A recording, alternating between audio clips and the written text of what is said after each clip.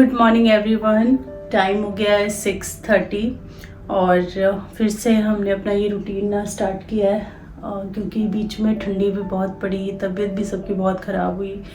तो रूटीन तो कुछ मतलब ये सर्दियाँ हम लोग एकदम ही नहीं एक्सरसाइज कर पाए। हस्बैंड तो फिर भी की है, बीच में जब उनकी तबीयत वगैरह ख़राब हुई थी ना तभी रुके थे, नहीं तो वो कुछ ना कुछ करते रहे। मैं बिल्कुल ठप पड़ गई। थोड़ा सा काम भी इस बीच मेरे को ज़्यादा रहा है ना, तो फिर उससे मेरे को फुर्सत ही नहीं लग पा रही थी। आज से फिर हमने रूटीन शुरू किया, अब देखो कब तक चल पाता है ये। तो अभी हो रहा है 6:30, 5:30 हम लोग उठ गए थे और उठते ही थोड़ा सा फ्रेश होके फिर हम चले गए थे नीचे। ज़्यादा देर नहीं, मैंने सिर्फ 30 मिनट की वॉक करी है, सिर्फ वॉक करी है। अभी जॉगिंग वगैरह मैं कुछ अभी स्टार्ट नहीं कर पाऊँगी क्योंकि 1.5 महीने से एकदम ठप हूँ मैं। तो मुझे लगता है हफ्ता 10 दिन तो मुझे सिर्फ वॉक ही करनी पड़ेगी क्योंकि वो भी मैं नहीं कर रही थी। अभी जस्ट मैं आई हूँ और थोड़ा सा पानी और पीऊँगी। सुबह ना 1 गिलास पानी पी के गई थी, अब थोड़ा सा गर्म पानी पियेंगे। बैठूँगी नहीं क्योंकि आज काफ़ी कुछ मुझे कुकिंग करना है। सिद्धार्थ की भी स्पेशल रिक्वेस्ट है तो उसका भी आज टिफ़िन कुछ स्पेशल ही बनने वाला है। और साथ में हस्बैंड के टिफ़िन के लिए ना बहुत टाइम से मैंने ना, रुको मैं लाइट जलाती हूँ ऊपर। अभी ये वाली लाइट जल रही है ना तो अच्छे से उजाला नहीं आ रहा है। तो हस्बैंड के ऑफिस में भी ना मैंने कुछ अच्छे से भेजा नहीं है इन दिनों की, कुछ बहुत बढ़िया बना के भेजा हो। तो आज के लिए मैंने प्लान किया था कि कुछ अच्छा सा उनको बना के दूंगी। तो रात ही मैंने भिगो दिया था यहाँ पे दाल मखनी के लिए सामान। मैं आपको यहाँ पे सारा मेज़रमेंट दिखा दूंगी। तो मेरा ना थोड़ा सा पेट गड़बड़ था, संडे को मुझे काफ़ी पेन हुआ है। अभी मुझे ना वो दवाई भी खानी है गैस की जो मॉर्निंग में खाते हैं, वो वाली खाली पेट। तो इसीलिए ना दाल मखनी तो खाने का मन था, बहुत लंबा टाइम हो गया दाल मखनी नहीं बना था। लेकिन ना उड़द की दाल से प्रॉपर बनाने का मन नहीं था। तो वंदना बनाती है मसूर दाल की दाल मखनी। मतलब उड़द दाल होती है उसमें बहुत कम होती है, सारी की सारी उड़द दाल नहीं होती है। तो यहाँ पे ये मैंने मसूर का दाल लिया है, जो होल मसूर का दाल आता है ये लिया है। ये मैंने 3/4 कप लिया है। उसके साथ ही मैंने उड़द दाल, राजमा और ये लिया है चना दाल। मेज़रमेंट मैंने वहाँ पे ना कप्स में लिख के दिखाया हुआ है। मसूर दाल को छोड़ करके बाकी सारी चीज़ों को भिगो दिया था और ये मैंने ऐसे ही करके रख दिया था साइड में कि सुबह होते ही मतलब यूज़ करना ही है, तो ऐसे ही रख दिया था मैंने। तो दाल मखनी बनाऊंगी तो काफ़ी अलग है, आप देखना। दाल मखनी बन रही है तो जीरा राइस तो बनेगा ही बनेगा। आटा भी लगा रखा हुआ है, कल का यूज़ नहीं आया था, तो मैं सोची उसके लच्छे पराठे बना दूँ। और सिद्धार्थ के लिए बनेगा हॉट डॉग। सिद्धार्थ को ना खूब सारा लेटस डाल के खाना है हॉट डॉग। तो ये हॉट डॉग मैंने मंगवाया था, एक तो उसने कल खाया भी है। तो चलिए स्टार्ट करते हैं। सबसे पहले तो मैं स्टार्ट करूँगी दाल मखनी के लिए दाल बॉईल करने चढ़ाने के लिए। पहले थोड़ा पानी पी लेते हैं और मॉर्निंग की जो मेरी एसिडिटी की टैबलेट है वो खा लेते हैं।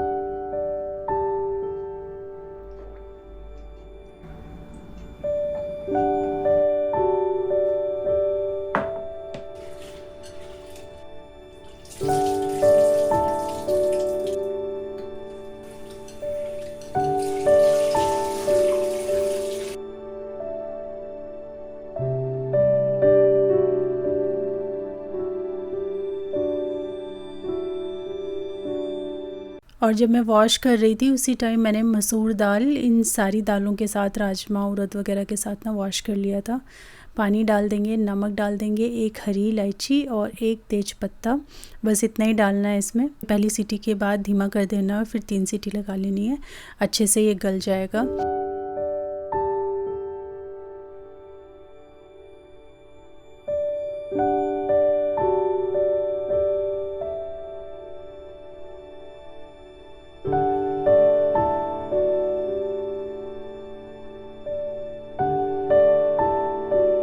सिद्धार्थ की स्कूल टाइमिंग ना फिर से चेंज हो गए हैं। जब बहुत ज़्यादा ठंड पड़ रही थी तो तकरीबन 9 बजे का उसका स्कूल था। अभी वापस से विंटर टाइमिंग ही है अभी, लेकिन फिर 1 घंटा पीछे कर दिया, मतलब 7:45 बजे तक उसको स्कूल पहुंचना रहता है। और उसके 1 घंटे बाद हस्बैंड जाते हैं। तो मैं दोनों की तैयारियां एक साथ करती हूँ, कुछ काम इधर कुछ काम उधर, दोनों के टिफ़िन की तैयारी एक साथ होती रहती है। तो पहले तो मैंने दाल चढ़ा दी ताकि वो अपना उबलती रहे। दूसरी तरफ मैंने जो मसाला पीसना है ना, जैसे प्याज लहसुन अदरक, ये सारा मैंने धो धा के रख दिया है। सिद्धार्थ को जो मैं हॉट डॉग बना के दे रही हूँ वो frozen tikki and French fries वो दे रही हूँ मैं। मेरे पास फ्रोज़न टिक्की पड़ी है, उसके बर्थडे में ना एक पूरा बैग फ्रोज़न टिक्की का बच गया था, तो वो धीरे धीरे करके कंज्यूम हो रहा है। अगर आपके पास फ्रोज़न टिक्की वगैरह नहीं है ना, तो आप घर पे जो आलू पैटी हम बनाते हैं विद वेजिटेबल वो बना सकते हैं। मेरे पास पहले से रखी थी तो मेरा टाइम और एफ़र्ट दोनों सेव हो गया है। तो वही टिक्की और थोड़े से फ्रेंच फ्राइज़ मैंने कढ़ाई में डाल दिए फ्राई होने के लिए। अब उनको मैं मीडियम फ्लेम पे अलट पलट के पका रही हूँ, लेकिन किचन में बिल्कुल भी सुबह टाइम नहीं होता है 1 मिनट भी वेस्ट करने का। तो जब एक चीज़ हो रही होती है तो मैं अपनी बाकी की चीज़ें करती रहती हूँ, इससे टाइम वेस्ट बिल्कुल भी नहीं होता है। ऐसा नहीं कि आप कढ़ाई के पास खड़े होकर बस एक काम को पूरा कर रहे हैं। तो उसको मीडियम फ्लेम पे कीजिए, वो अच्छे से पकेगा भी और इतनी देर में बाकी की तैयारियां, बाकी किचन का जो काम है वो भी आपका निपटता रहेगा। तो यहाँ पे जो प्याज मैंने वॉश करके रखे थे उससे अच्छे से पानी निथर गया, तो मैंने यहाँ पे प्याज को चॉप करने के लिए लगा दिया अपने चॉपर में। आप हाथ से भी कर सकते हैं, लेकिन हमें एकदम महीन प्याज चाहिए। तो चॉपर मॉर्निंग रूटीन के लिए बहुत हैंडी और बहुत यूज़फुल है, बहुत ही टाइम आपका सेव होता है। इतने सारे प्याज जो सेकंड्स में चॉप हो गए ना, इनको करने में कम से कम 5 मिनट तो आपको लग ही जाते हैं। अगर आप अच्छा भी चॉप करते हैं तब भी इतना टाइम तो लगता ही है। साथ ही यहाँ पे जो पेस्ट है टमाटोज़ का वो भी मैं बना के रख रही हूँ कि जिंजर, गार्लिक, एक ग्रीन चिली भी है इसमें, और साथ में 4 मैंने टमाटर यूज़ किए हैं, इनका मैंने पेस्ट बना लिया है। तो दाल की सारी तैयारी यहाँ पे हो चुकी है और अब मैं फिर से लगूंगी सिद्धार्थ के टिफ़िन में। जब तक मैंने ये सारी कटिंग, चॉपिंग, प्यूरे बनाना ये सब किया, तब तक जो है टिक्की और फ्रेंच फ्राइज़ भी बन गए थे, तो उनको मैंने निकाल करके टिश्यू पेपर में साइड में रख दिया था। अभी हम यहाँ पे एक स्प्रेड बना रहे हैं, जिसके लिए मैंने मेयोनीज़ लिया है और इसके अंदर आपको जस्ट केचप मिक्स करना है। और ये जो बनता है ना स्प्रेड, ये बहुत टेस्टी बनता है। ये बर्गर में भी अच्छा लगता है और ये किसी भी मतलब सैंडविच में भी आप यूज़ कर सकते हैं, बर्गर्स में भी यूज़ कर सकते हैं, या इस टाइप का कुछ बना रहे हैं या ब्रेड के ऊपर एज ए स्प्रेड लगा के भी खाएंगे तो काफ़ी अच्छा लगता है। और यहाँ पे देखिए कितनी अच्छी शेप है। ये हॉट डॉग्स हैं, वैसे तो इनके अंदर वो सिलेंडर टाइप के जो नॉनवेज में चलते हैं वैसे बनते हैं। हम घर पे भी उनको बना सकते हैं पनीर से या आलू की स्टफिंग से, जैसे हम टिक्कियाँ बनाते हैं ना वैसे ही बना सकते हैं। बट मेरे पास टिक्कियाँ थी, मैं बार बार बोल रही हूँ, तो मैंने यूज़ की, अदरवाइज़ मैं भी बनाती। और जब हम घर पे बनाते हैं तो और हम हेल्दी करके बनाते हैं, लाइक उसमें वेजीज़ वगैरह ऐड कर देते हैं। तो आप घर पे जो टिक्की है उसका इंतज़ाम घर पे करें तो ज़्यादा बेहतर है। ये जो हॉट डॉग्स हैं इनको मैं हल्का सा टोस्ट करूँगी, बस कुछ सेकंड्स के लिए चारों तरफ से। जो अंदर का पोर्शन है उसको मैं टोस्ट नहीं कर रही हूँ, क्योंकि अंदर का पोर्शन अगर मैं टोस्ट करने जाऊँगी ना तो ये बीच से ना 2 टुकड़े हो जाएंगे इसके, अगर हम उसको खोलेंगे तो। इन दोनों के बीच में ना मैंने एक एक स्लाइस बटर का रख दिया है। उसका क्या काम है वो आगे आप देखेंगे। जब हमने इसको टोस्ट किया तो उसकी गर्मी से वो बटर मेल्ट हो जाएगा थोड़ा थोड़ा, और फिर हम स्प्रेड कर देंगे, वो आगे मैं आपको दिखाऊंगी। साथ ही थोड़ा प्रोटीन ऐड करने के लिए मैंने यहाँ पे ऐसे लंबे लंबे स्लाइस बनाए हैं पनीर के। आप टोफू भी ले सकते हैं। और इसके अंदर थोड़ा सा नमक, थोड़ा सा लाल मिर्च डाल करके मैंने दोनों तरफ से अच्छी तरीके से इसको फ्राई कर लिया है तवे पे ही। और सिद्धार्थ को जब मैं आपसे बात कर रही थी ना 6:30, तभी मैंने उसको उठा दिया था और वो अपना नहा धो के तैयार भी हो गया है। बस वो थोड़ा सा रेडी हो रहा है, लाइक बाल वाल संवार रहा है। और यहाँ पे देखिए अंदर जो मैंने बटर डाली थी फ्रिज की निकाली हुई थी, ये एकदम अच्छे से मेल्ट हो गई, तो मैंने इसको स्प्रेड कर दिया है। साथ ही मेयोनीज़ और केचप का जो हमने स्प्रेड बनाया था इसको भी हमने इसके ऊपर लगा दिया है। थोड़े से प्याज ना एकदम महीन महीन लच्छे वाले मैंने कट करके रखे हैं। और मेयोनीज़ लगा करके ना इस तरीके से आप इसको दबा दीजिए तो ये अच्छे से दोनों तरफ स्प्रेड हो जाता है। जो हॉट डॉग्स होते हैं ना इनको बहुत ज़्यादा आपको टोस्ट नहीं करना होता, ना ही दबाना होता है, क्योंकि इनकी शेप ही ऐसी रहनी चाहिए और एक तरफ से ये जुड़े रहने चाहिए। इसीलिए अंदर से मैंने इनको सेका नहीं है, अंदर मैंने ऐसे ही रहने दिया है। अब टिक्की को मैंने लंबे लंबे स्ट्रिप्स में कट किया है और जो मैंने यहाँ पनीर की स्ट्रिप्स बनाई थी वो भी मैंने इसमें लगा दी हैं। और प्याज ना एकदम महीन स्लाइस होने चाहिए, तो प्याज एकदम महीन महीन स्लाइस रहते हैं ना तो बच्चों के मुंह में ना वो मोटा सा अगर प्याज आता है ना तो उतना अच्छा नहीं लगता है उनको। तो महीन करके आप इसके अंदर लगाइए तो अच्छा रहेगा। बाकी मैंने इसमें लेटस की पत्तियाँ अच्छे से डाल दी हैं। अगर आपके बच्चे ना मतलब और कोई सैलेड जैसे खीरा वगैरह है वो इसमें इंजॉय करते हैं ना, तो एकदम महीन महीन काट के आप खीरा डालिएगा, एकदम पतला स्लाइस करके, तो वो भी बहुत अच्छा लगेगा। और यहाँ पे 2 मैंने बनाए हैं, पर उसको 1.5 दूंगी और हाफ़ मैं अभी उसको खाने के लिए दे दूँगी। तो एक को मैं कट कर दूँगी और एक मैं ऐसे का ऐसा ही उसके टिफ़िन में रख दूँगी।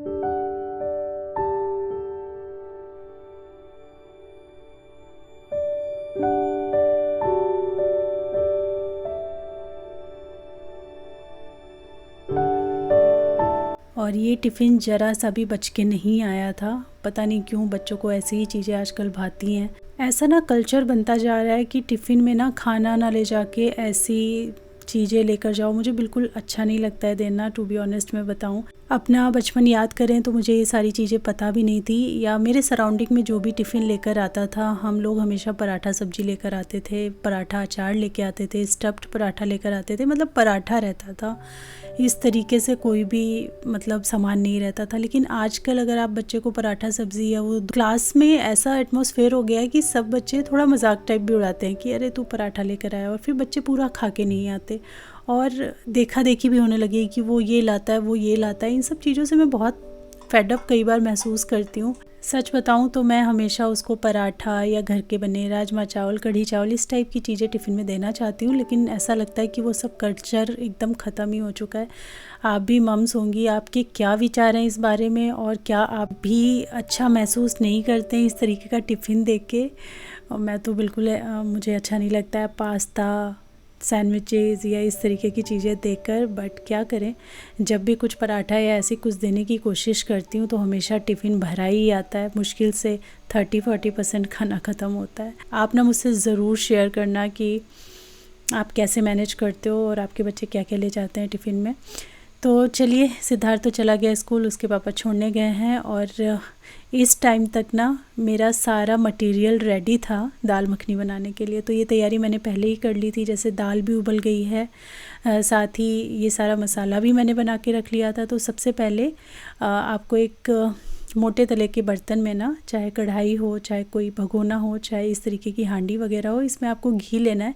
थोड़ा घी थोड़ा बटर, मतलब घी मैंने 80% लिया है, 20% बटर लिया है, और इसके अंदर एकदम फाइनली चॉप्ड अनियन आपको ऐड करने हैं और इनको एकदम लाल करके पका लेना है। तो ये 6 to 7 मिनट का प्रोसेस होता है। प्याज इतनी जल्दी लाल नहीं होता है, उसको बहुत अच्छी तरीके से भून के आपको पकाना पड़ता है, और थोड़ा सा लगातार वाला टाइम आपको इसमें देना पड़ता है। तो यहाँ पे मैंने प्याज भून लिए हैं, इनका कलर खूब गहरा हो गया। फिर मैंने वो जो पेस्ट बनाया था ना उस टाइम, वो इसमें ऐड कर दिया, जिसमें टमाटर, अदरक, लहसुन और एक हरी मिर्च है। और अब फिर से 10 से 12 मिनट तक ये जो पेस्ट है ये पकता रहेगा, तब तक जब तक इसका घी आपको सेपरेट होता हुआ ना दिखने लगे। मैंने इसमें सॉल्ट भी ऐड कर दिया है, तो ये प्रोसेस को थोड़ा सा क्विक कर देगा। और जब मैं सिद्धार्थ के टिफ़िन की प्रेप कर रही थी, उसी टाइम मैंने चावल भी वॉश करके रख दिए थे, तो उनको भी कम से कम हाफ़ एन आवर हो चुका है। तो एक तरफ मैंने चढ़ाया टमाटर का पेस्ट पकने के लिए, दूसरी तरफ मैंने यहाँ कढ़ाई चढ़ा दी है, इसमें मैं बना रही हूँ जीरा पुलाव, जीरा राइस। तो घी ले लिया है, इसके अंदर शाह जीरा मैंने ऐड किया है। जीरा राइस या किसी भी तरीके के पुलाव में अगर आप जीरा यूज़ कर रहे हैं ना, तो शाह जीरा ही यूज़ करें, उसका टेस्ट बहुत अच्छा आता है। तो मोटा वाला जीरा उतना अच्छा नहीं लगता है मुझे राइस वगैरह की रेसिपी में। तो शाह जीरा डालिए, थोड़ा ज़्यादा करके ही डालना है, क्योंकि ज़ीरा राइस बन रहा है तो अच्छा खासा दिखना चाहिए उसमें जीरा, अच्छा भी आता है उसका टेस्ट। और उसके बाद चावल डाल दिए और इसको खूब अच्छी तरीके से भून लिया है, कम से कम 4 से 5 मिनट के लिए। अब आपको गरम या फिर बॉइलिंग वाटर इसमें ऐड करना है, और बस थोड़ा सा नमक डाल दीजिए और ढक दीजिए जब तक चावल पक नहीं जाते। तो चावल भी हमारे चढ़ गए हैं, और जीरा रख देते हैं वापस और निकाल लेते हैं दाल मखनी का मसाला। तो ये पता नहीं एवरेस्ट का है या MDH का है, मुझे नहीं पता, लेकिन इन्हीं दोनों में से किसी एक ब्रांड का ये दाल मखनी मसाला है। बहुत अच्छा इससे फ्लेवर आया था। इधर ये पेस्ट देखिए काफ़ी ड्राई हो गया है, और इसमें से घी भी साइड से निकलने लगा था। तो अभी हम इसके अंदर ऐड कर देंगे मसाला, थोड़ा सा कश्मीरी लाल मिर्च डालेंगे, इससे बहुत अच्छा कलर इसके अंदर ऐड होगा। और अच्छी तरीके से फिर आप भून लीजिए 1 से 2 मिनट तक।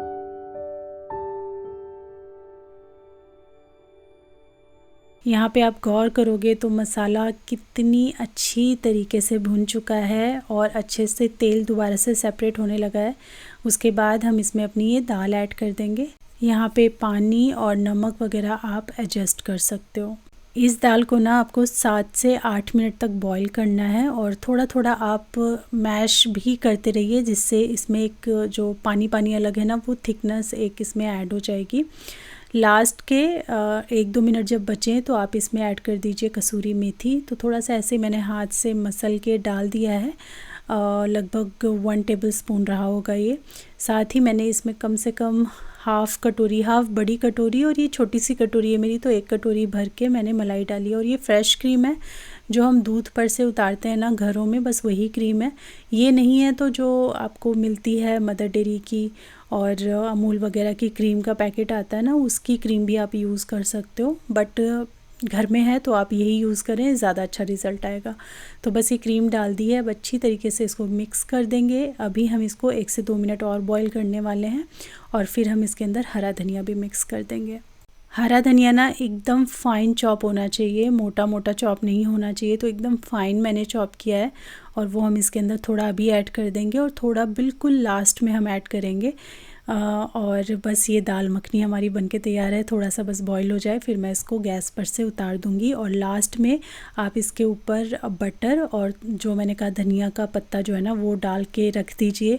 तो बहुत अच्छा ऐसे ऊपर से बटर डालो तो टेस्ट आता ही है दाल मखनी में।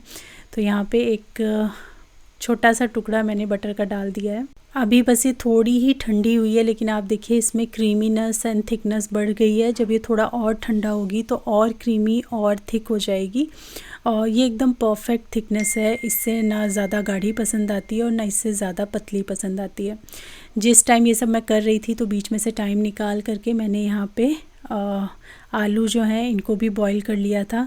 तो इसके बहुत ही बढ़िया से मसालेदार आलू मैं बनाने वाली हूँ, जो कि दाल मखनी के साथ बहुत अच्छे लगते हैं। या तो आप आलू बनाइए या तो पनीर का कोई डिश बनाइए, तो दाल मखनी के साथ बहुत अच्छा कॉम्प्लीमेंट करती हैं ये डिशेस। तो आलू को मैंने मोटा मोटा बॉईल करके कर लिया है चॉप।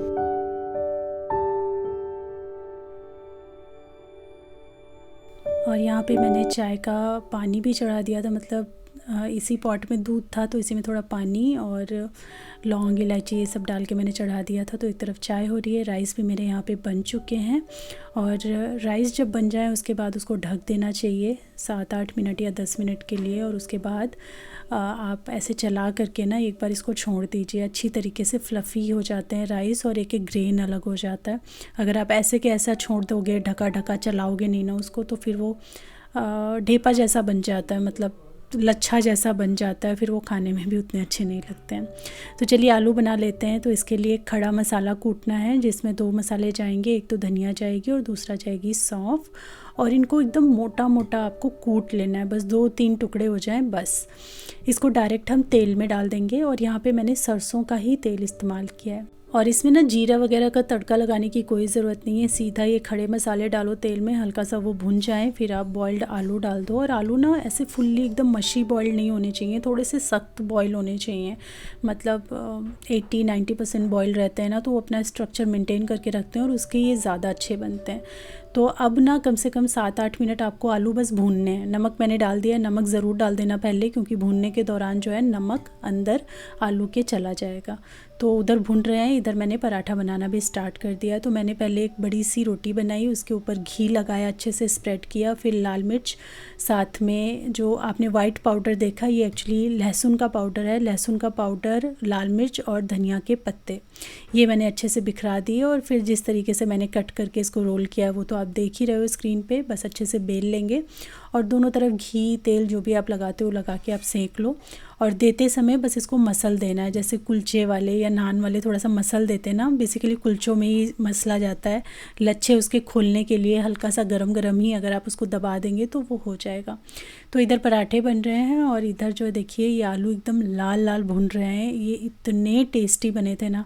और ये भी एक बहुत अच्छी टिफ़िन रेसिपी है। ये सूखे आलू आप सफ़र में भी ले जा सकते हैं, ख़राब नहीं होंगे, क्योंकि इसमें हमने प्याज टमाटर कुछ भी यूज़ नहीं किया है। सूखे मसाले वाले भुने हुए आलू हैं तो ये लंबे टाइम तक चलते हैं। इनको आप गर्मियों में भी अपने सफ़र के दौरान यूज़ कर सकते हो।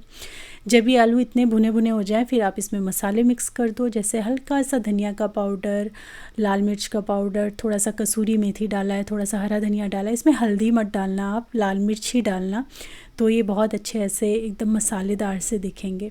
कसूरी मेथी और हरा धनिया भी मस्ट है। साथ में ही ऊपर से आप इसमें थोड़ा सा अमचूर का पाउडर भी डालिए। हल्की सी खटास ना इनमें बहुत बहुत बहुत अच्छी लगेगी। तो ये आलू एकदम परफेक्ट बने थे और ज़रूर इसको ट्राई कीजिएगा। और ये जो खड़े मसाले हमने कूट के डाले ना, इनका फ्लेवर तो बहुत ही कमाल का आ रहा था।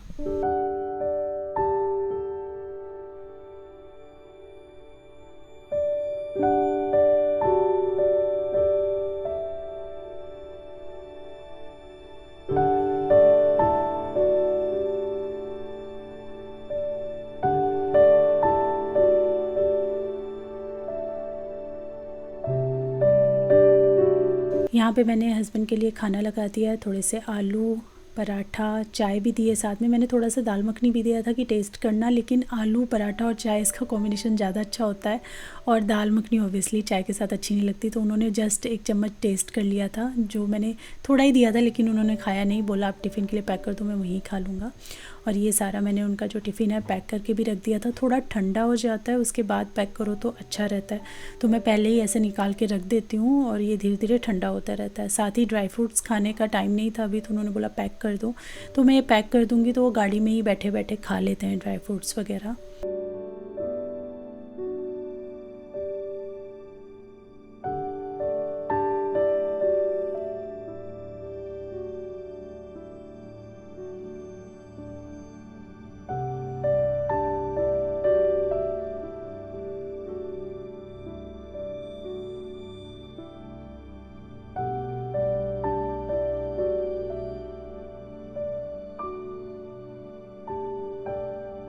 और मैंने सोचा कि थाली में सजा के आपको दिखा देती हूँ। तो हस्बैंड ऑफिस जा चुके थे, उसके बाद मैंने आप लोगों के लिए थाली सजाई और वापस रख दी, क्योंकि अभी इतना कुछ ऐसे खाने का मेरा मन नहीं था। मैंने सिर्फ चाय और ब्रेड लिया था।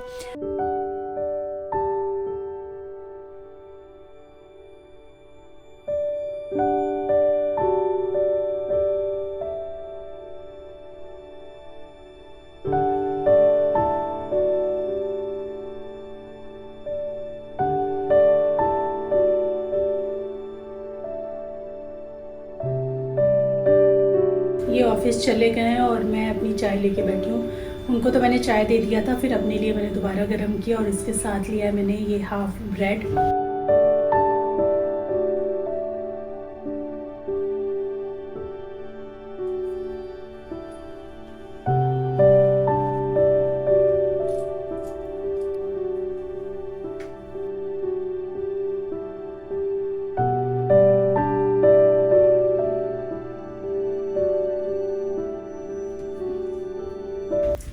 सुबह सुबह ना मेरे घर के दोनों जो बॉयज़ हैं ना, इतना घर फैला के जाते हैं ना कि मैं क्या बताऊँ। पूरा मतलब कुछ चीज़ें निकालेंगे, फिर उसको बेड पे छोड़ देंगे। मतलब अलमीरा से अभी एक ट्राउज़र और एक शर्ट निकाला था, फिर शायद वो पहनने का मन नहीं होगा तो वो यहीं छोड़ गए हैं। कभी कभी जब टाइम होता है तो लगा देते हैं, कभी कभी सुबह हड़बड़ी हो रही होती है। वो मोस्टली सुबह हड़बड़ी रहती है क्योंकि मॉर्निंग के बड़े काम होते हैं। अगर आप एक्सरसाइज वगैरह या कुछ इन चीज़ों में समय नहीं देते हो तो आपके पास टाइम होता है। लेकिन अगर आप थोड़ा सा अपने आप को टाइम दे रहे हो ना, तो थोड़ा कम ही टाइम बचता है सुबह। तो ये फैला हुआ है। सिद्धार्थ ने यहाँ पे नहाने के बाद यहाँ बैठ के ना थोड़ा सा हीटर चला के थोड़ी देर वो बैठता है, क्योंकि सर्दियाँ है ना, ठंड लगती है नहाने के बाद। तो अपना ये सब लेके बैठा हुआ था, लोशन वोशन, तो ये भी यहीं छोड़ के गया। तो एक्चुअली जो मैंने अभी परी के बर्थडे का व्लॉग डाला था ना, उसमें कई क्वेश्चन आए कि ये क्या आपके गाँव वाली परी है जो गाँव में थी। हाँ, ये वही परी। और बहुत लोगों को बड़ा कन्फ्यूज़न हो रहा था कि आपने बोला कि आपके हस्बैंड 2 भाई हैं, फिर ये देवर। तो एक्चुअली मेरे जो फादर इन लॉ है ना, वो 4 भाई हैं। तो ये मेरे जो देवर हैं, ये चचेरे दोनों देवर हैं। तो सबसे पहले जो सबसे बड़े थे वो बड़े बाबूजी थे, मतलब पापा से बड़े जो थे वो पिछले साल वो नहीं रहे। उसके बाद फिर पापा है, उसके बाद फिर एक और चाचा है, और उसके बाद सबसे छोटे चाचा है। तो ये जो मेरे दोनों देवर हैं ना, प्रभात और प्रणव, प्रभात बड़ा है, प्रणव छोटा है। तो ये दोनों मेरे सबसे छोटे जो चाचा हैं उनके बच्चे, यानी हमारे चचेरे देवर हैं, हस्बैंड के चचेरे भाई हैं, कज़न हैं। तो जो प्रभात है उसके 3 बच्चे हैं, 2 जो ट्विंस डॉटर है ना वो उसकी हैं, और फिर एक छोटा लड़का है हर्षित, तो उसको भी आपने देखा होगा वीडियोस में। और उसके बाद जो प्रणव है उससे छोटा भाई, उसके एक बच्चा है अभी परी, जो कि अभी 2 साल की हो गई है। और मेरे जो हस्बैंड है ना, वो 2 ब्रदर हैं। मेरे हस्बैंड छोटे हैं और उनसे बड़े यानी मेरे जेठ जी हैं, वो भी दिल्ली में ही रहते हैं और उनके 2 बेटियां हैं। तो ऑब्वियसली बहुत सारे लोगों को क्वेश्चन रहता है क्योंकि उनको कभी किसी ने व्लॉग में देखा नहीं है और आप देखोगे भी नहीं, क्योंकि हमें बिल्कुल भी मतलब इस चीज़ का परमिशन नहीं है कि हम शूट करें, चाहे हम वहाँ जाएं चाहे कभी वो लोग यहाँ आए, लेकिन हम लोग बिल्कुल शूट नहीं कर सकते क्योंकि उनको पसंद नहीं है। उन्होंने बोला हुआ है कि हमें व्लॉग में नहीं लेना है, तो आप लोग आगे कभी देखोगे भी नहीं। लेकिन हाँ, मैं ये बता देती हूँ कि वो 2 ब्रदर हैं। अभी पापा मम्मी वहीं गए हुए हैं, जो हमारे बड़े भैया यानी मेरे जेठ जी वहीं गए हुए हैं। सैटरडे गए थे वो आफ्टरनून में, और आज ट्यूसडे है तो आज वो लोग वापस आ जाएंगे। मे बी फर्स्ट हाफ में आए या सेकंड हाफ में आए, बट आज आ जाएंगे। मैंने भी बात नहीं किया, हस्बैंड ने कल रात को बात की थी तो पता चला था कि आज आ रहे हैं, तो मैं भी फ़ोन करूँगी कि किस टाइम तक आ रहे हैं। तो बहुत सारे लोगों को बड़ा कन्फ्यूज़न हो रहा था कि देवर कौन है, और कुछ शायद लोग नए जुड़े हैं जिनको नहीं मालूम है ये बात। जो मेरे पुराने सब्सक्राइबर हैं उनको पता है, क्योंकि मैंने कई बार वीडियोज़ में बताया है कि मेरे जो जेठ जी हैं, लेकिन हाँ वो व्लॉग में नहीं आएंगे तो मे बी कन्फ्यूज़न बना रहे, इसलिए मैं यहाँ पे क्लियर कर रही हूँ। तो चलिए, बातें तो क्लियर हो गई, लेकिन अब बेड क्लियर करते हैं।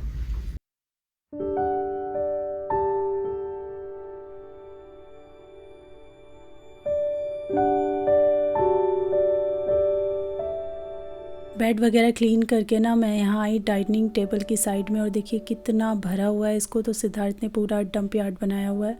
अभी सुबह ना वो अपने खिलौने देखिए, पहले तो आजकल वो गन्स का बहुत शौकीन फिर से हो रखा है। तो एक तो ये बबल गन लेके आया, और ये गन तो खैर उसके पास पहले से थी, तो इसको लेके ना पूरा दिन इधर उधर वो कॉप बना घूमता रहता है कि मैं पुलिसमैन हूँ। तो कहीं भी छोड़ देता है, जहाँ बैठता है वहीं छोड़ देता है। बाकी आज सुबह वो अपने कुछ आर्ट सप्लाइज़ लेके गया है स्कूल के लिए, तो सब यहीं पे डंप कर गया। जो भी स्टोरेज का जितना भी सामान था ना, लाया अपने रूम से निकाल के और यहाँ डंप कर गया। तो ये सारा मुझे रखना है और सब कुछ अरेंज करना पड़ेगा, क्योंकि मैं अब उसके आने का 2 बजे तक तो वेट कर नहीं सकती कि उससे रखवाऊँ। फिर मुझे ही देख देख के चीज़ें चुभती रहेंगी, तो फिर मैंने ही रख दिया।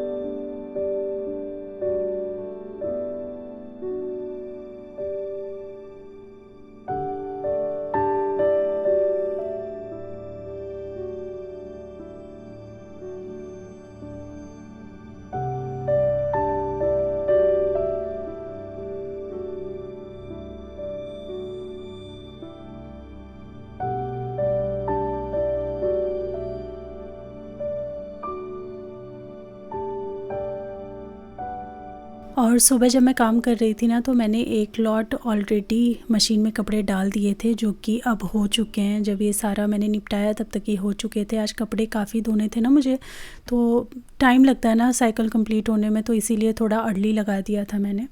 उसके बाद इसको निकालूंगी और इसके अंदर फिर मैं दूसरा जो कपड़े हैं सेक्शन बना के रखा है गट्ठा मैंने, वो इसके अंदर डालूँगी।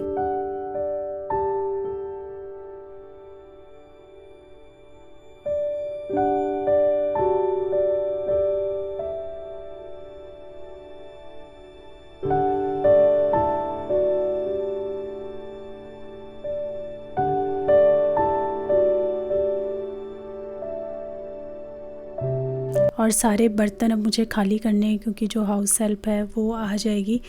तो अभी मैं सारे बर्तन, जैसे जो मुझे कढ़ाइयाँ वगैरह या कुछ भी खाली करना है, काफ़ी सारा सामान हो ही जाता है, तो वो सारा खाली करके और चीज़ें जगह पे रख के थोड़ा सा फैल ही जाता है किचन काम करने में, तो वो सारा व्यवस्थित करूँगी। और फिर दोनों रूम्स भी मैंने थोड़े व्यवस्थित किए, और फिर मैंने जाके नहा लिया।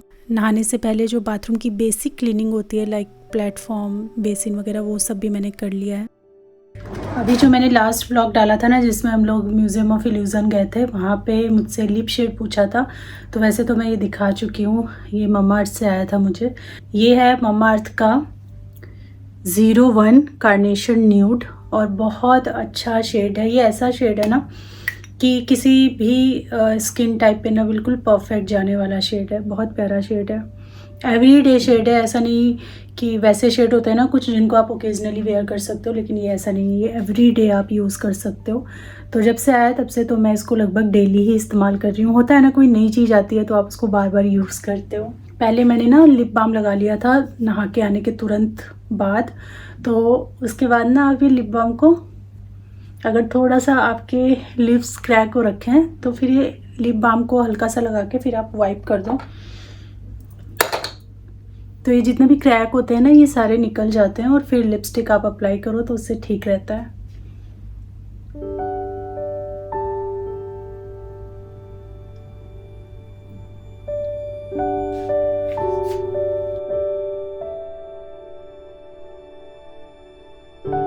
और तकरीबन 11 बजे के आसपास फिर मैंने पूजा कर ली थी यहाँ पे, और इसके बाद मैंने बहुत शूट किया था। एक्चुअली मेरा मॉर्निंग रूटीन यहाँ कंप्लीट नहीं हुआ था और मैंने काफ़ी शूट किया था, किचन में भी कुछ चेंजेस और बहुत कुछ मैंने शूट किया था। वो सारा मैं यहाँ इंक्लूड नहीं कर पाऊँगी क्योंकि शूट करते टाइम पता ही नहीं लगता वीडियो कितनी लंबी होती जाती है, जबकि इसमें न जाने कितने टास्क थे ऐसे जो मैंने शूट नहीं किए थे। जो होते हैं काम लेकिन हम शूट नहीं करते हैं, हर चीज़ तो नहीं कर सकते हो ना आप, तो वो था। फिर भी वीडियो इतनी लंबी हो गई कि एक वीडियो में वो प्रॉपर आ ही नहीं पाएगा, तो इसीलिए इसका जो दूसरा पार्ट है मैं जल्दी ही आपके साथ शेयर करूँगी।